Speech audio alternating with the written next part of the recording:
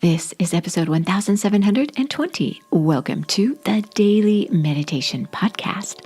I'm Mary Meckley, and I honor you for giving yourself permission to slow down and connect to the best part of who you are.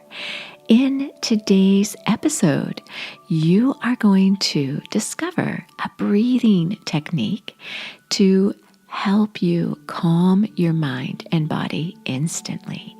This is a breathing technique I do every time I sit down to meditate.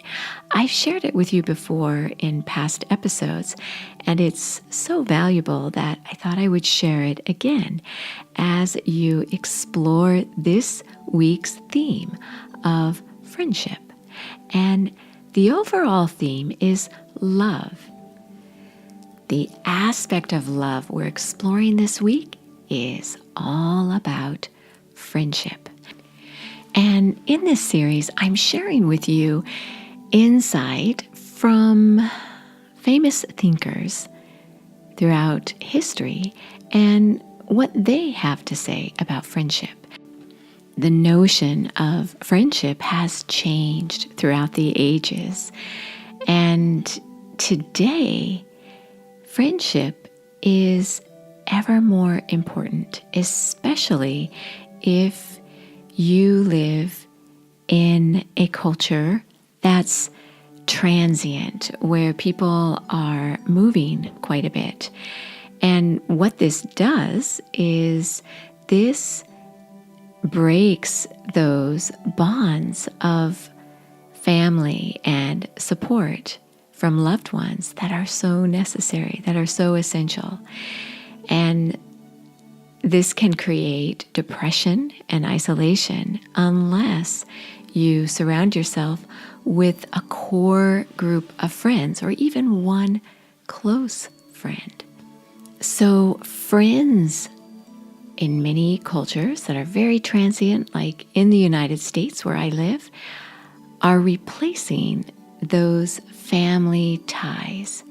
And I notice this because I live in Florida, but I'm from Washington State, and most of my family is still there. And so I find that I rely on my friends a great deal, especially when it comes to support when I'm going through a difficult time. I find my friends are actually a bigger part of my life than my extended family.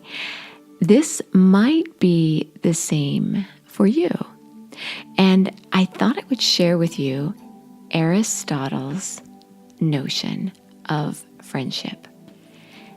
Aristotle is widely considered to be one of the most brilliant and thoughtful of the Western philosophers.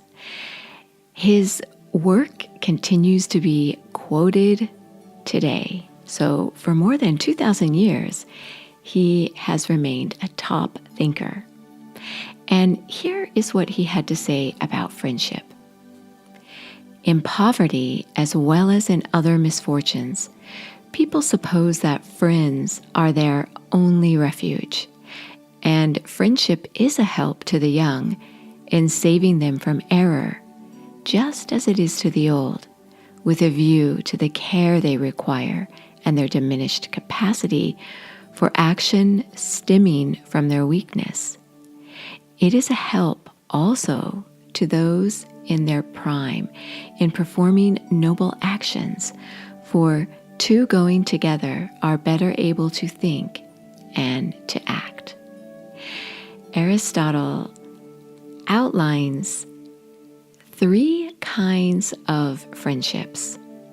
He talks about accidental friendships, and he says that these are the kind of friendships that we make without realizing we're actually creating a friendship.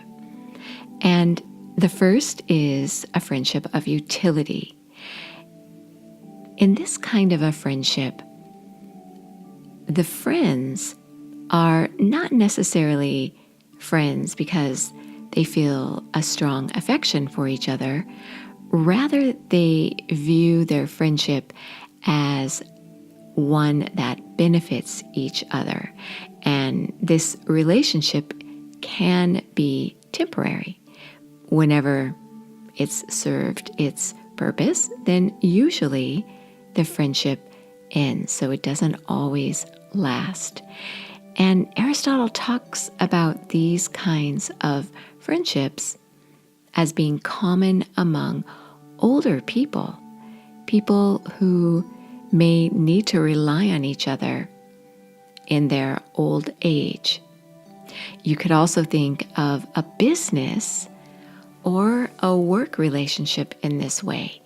You may have a project that you're working over extensively, so you're spending a lot of time together. But as soon as the project is over, you may go your separate ways. The second kind of friendship that Aristotle considers to be an accidental type of friendship is one that has to do with pleasure. And this, he says, is more common among younger people. You might be on the same sports team as someone when you're younger. And so you're great friends because you're sharing this fun experience. Or maybe when you went to college, or maybe as you were growing up, the neighbors next door, you shared the same interest or living space. And it wasn't intentional. It just happened to be that you were placed in proximity with someone. And when you move on, you may not continue with this kind of a friendship. The final friendship, the third friendship he talks about, is what he calls the friendship of the good. And this is the kind of friendship that can take time to build and evolve. This is the kind of friendship that depends on mutual growth. It's a relationship that endures over time, and it's based on a similar set of values. So it's the kind of friendship that we all crave. And it's good to have at least one friend who you feel you can rely on in your times of greatest need, that they're always there. Maybe you've known this person for most of your life. This is someone who cares for you and will continue to be there with you through the ups and downs and the twists and turns of your life. They help to maintain mental and emotional health. And they do require some maintenance. They require some interaction together. And a friend like this can be one of your greatest gifts. So as you do the meditation today, I want to share with you a breathing technique that you can do that is calming and relaxing. It is the Hong Sa breathing technique. And as I mentioned, I've shared this before with you. And the word Hong Sa, it's Hong, Hong, just like Hong Kong, and Sa is spelled S-A-U. It's pronounced like S-A-W, like the English word saw. And what it means is I am thee or I am thine. It's the ancient Indian Sanskrit word for a connection with the divine. And that's truly what Aristotle's friendship of the good represents. It is a connection with one other person that brings out the very best of who you are. And that's what meditation will do for you as well. If you'd like the full half-hour guided meditation, you may find that on the Sipanome meditation app. That is where I share a daily guided meditation, and there are over 1,700 meditations there. And you can try this app for 2 weeks free. You receive a friendship journal for this week, as well as a friendship guide with all the techniques organized nicely for you. Again, that is the Sip and Om meditation app. It is 2 weeks free access to all the different meditations there. So as you settle yourself down and get ready to do the Hong Saw breathing technique, I'll guide you through around, and then you can take it from there as you include it in your meditation ritual today. To do the technique, inhale and exhale through your nose. And on the inhale, mentally repeat Hong. And on the exhale, mentally repeat Saw. This is a technique I do every time I meditate, so I do it daily.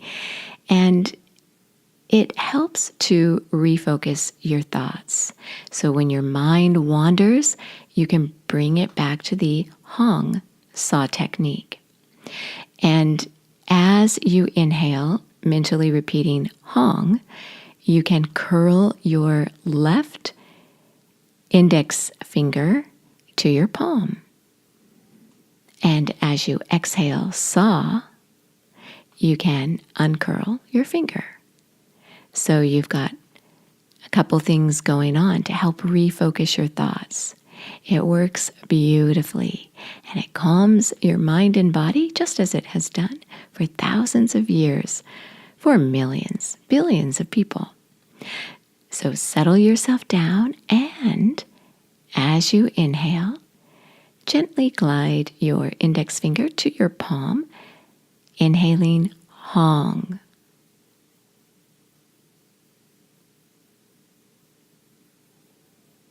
And as you exhale, uncurl your index finger and mentally repeat Saw.